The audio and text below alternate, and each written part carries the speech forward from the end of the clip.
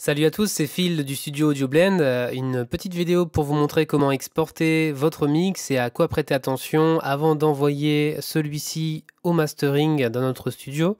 Alors pour ce faire, j'ai pris une session composition et mixage. J'ai réalisé en fait la compo et le mixage dans la même session sur Logic Pro 10. Et donc je vais vous montrer un petit peu ce à quoi il faut prêter attention avant l'export et comment exporter votre mix pour nous l'envoyer. Dans un premier temps, on va aller voir votre bus master. Si vous mixez totalement dans la boîte, c'est-à-dire uniquement avec votre logiciel, eh bien, c'est le bus stéréo out ou master ou output 1-2. Ça dépend de votre logiciel. Pour ma part, comme je mixe avec une sommation analogique, je vais avoir en fait besoin de regarder ce qui se passe sur deux pistes.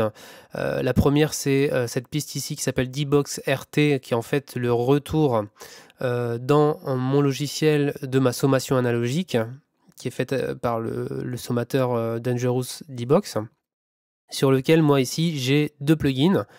Un premier qui est un bus compresseur de chez SSL, une reproduction de ce bus compresseur par Universal Audio, et puis un EQ, le Bax EQ de chez Dangerous.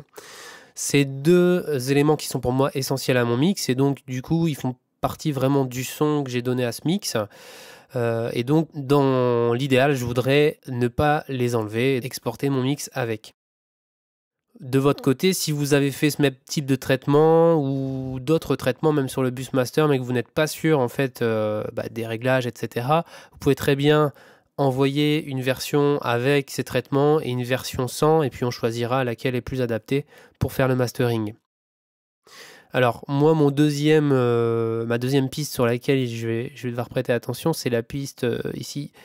Sum Mix, qui est en fait la piste sur laquelle je vais écrire mon mix une fois que je l'ai validé.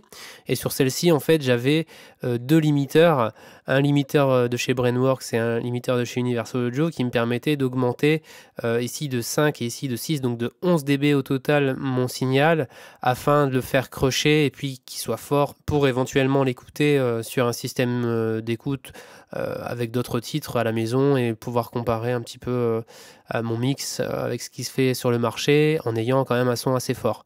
Donc là, j'ai enlevé ces deux limiteurs et je vous invite à faire de même si vous avez mis des boosts, des limiteurs, du gain sur votre master, parce qu'en fait on va devoir viser certaines valeurs de niveau et on va pas vouloir un niveau trop fort pour envoyer son mix au master. Donc je vais vous montrer sur quelques mesures de ce morceau les valeurs qui peuvent bien fonctionner pour envoyer votre mix au master. On y va.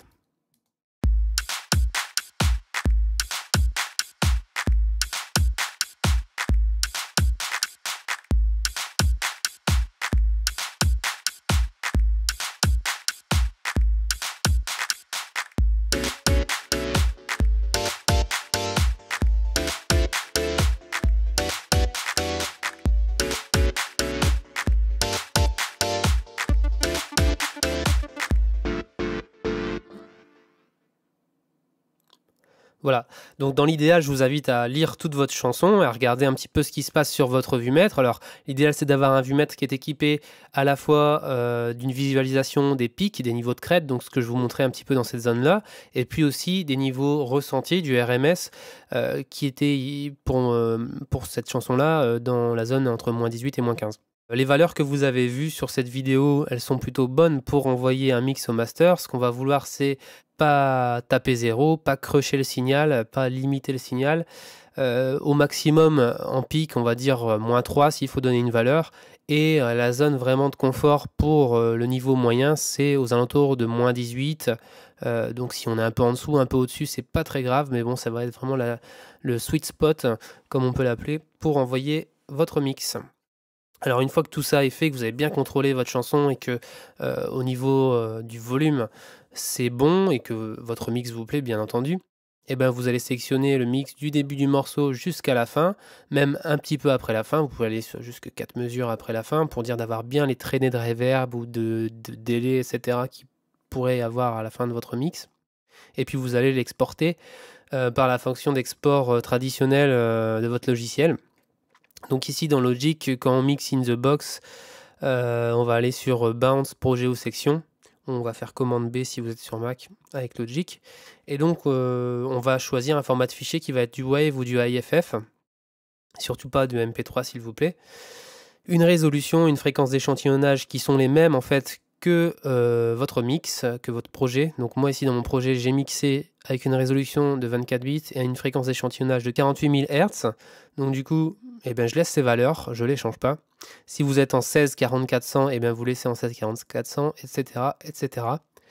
Et puis on va faire attention aussi que la fonction normalisée n'est pas enclenchée, que le début et la fin correspondent bien à ce que vous avez mis. Et puis ensuite, vous pouvez exporter votre mix. Alors moi ici, je vais annuler parce que je l'ai déjà fait en avance. Et donc, je me suis retrouvé avec un petit fichier comme ça que j'ai appelé Freak AB Test Mix 1 et qui correspond à mon mix stéréo. Donc ça, c'est dans le cadre d'un mastering stéréo. Je vous montre un petit peu sur le site du studio. Donc sur la page d'accueil, on a un lien direct pour le mastering en ligne. Et donc, vous avez l'article qui se nomme Mastering Stéréo. Et puis vous l'ajoutez au panier. Ensuite, vous allez suivre les différentes étapes. Donc, comme si vous achetiez une paire de baskets, et ben vous allez mettre votre nom, votre prénom, votre adresse, etc. Il y a une section commentaires qui est très importante et je vous invite dans cette section commentaires à noter le nom d'artiste, le titre de la chanson, éventuellement le BPM de la chanson, et puis un lien ou deux vers des morceaux références pour le mastering. Donc voilà pour le mastering stéréo. Maintenant, je vais vous montrer comment exporter vos stems pour un mastering en stem. Alors, dans quelle situation ça peut être bien un mastering en stem? Ben, c'est si vous n'êtes pas un professionnel du mix et que vous n'êtes pas sûr d'exactement tous les réglages. S'il y a des conflits de fréquences, et ben, on va pouvoir plus peaufiner le master et travailler sur certaines fréquences de certains éléments simplement sans toucher au reste, ce qui est plutôt important dans certains cas. Et puis éventuellement rectifier quelques volumes ou panoramiques. Donc on va prendre au maximum jusque 8 sous-groupes pour le mastering en stem. Donc vous pouvez envoyer par exemple le kick, le snare, les autres éléments de batterie, la basse, les instruments principaux, les instruments secondaires, les voix, éventuellement les effets, ça en fait 8 si vous voulez vraiment aller au max du max. Moi ici dans l'exemple j'ai 4 sous-groupes. Un sous-groupe batterie, un sous-groupe avec les instruments. Donc l'ensemble des instruments, c'est un morceau dans lequel il n'y a pas vraiment de basse à proprement parler. Et puis un sous-groupe pour les voix et un sous-groupe pour les reverbs. Donc c'est le même principe en fait, hein. On va exporter un par un en solo nos sous-groupes, du début à la fin du morceau. Et puis on va se retrouver à la fin avec un petit dossier dans lequel il y aura vos sous-groupes. Donc ici j'ai drum, instru, reverb et voix puisque je les ai déjà fait en avance. Et puis surtout dans mon petit dossier, eh ben, j'ai mis aussi mon mix à moi qui me permet quand même de montrer à l'ingénieur du son mastering ce que j'ai voulu faire et comment ça doit être réglé. Comme ça, quand nous on charge les pistes au studio, eh ben, on peut comparer avec ça et voir si c'est vraiment la même chose. Le dossier, vous voyez que j'ai nommé avec le nom d'artiste, le titre de la chanson et le BPM. Je vous invite à faire de même. Et ensuite, vous pouvez le compresser au format .zip ou .rar. Et puis, vous allez avoir ce genre de fichier que vous allez pouvoir de la même façon nous envoyer. Donc, même principe, vous allez sur le site du studio. Ici, c'est en fait un mastering en stem que vous ajoutez à votre panier. Et puis, dans les commentaires, toujours la même chose, le nom d'artiste, le titre de la chanson, le BPM.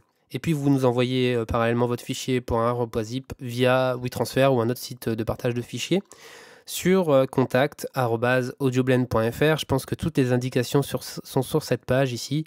Et puis si vous avez un doute ou une question, eh bien vous nous envoyez un message ou un commentaire sur la vidéo. Voilà, j'espère que cette vidéo vous a un peu éclairé et je vous dis à bientôt.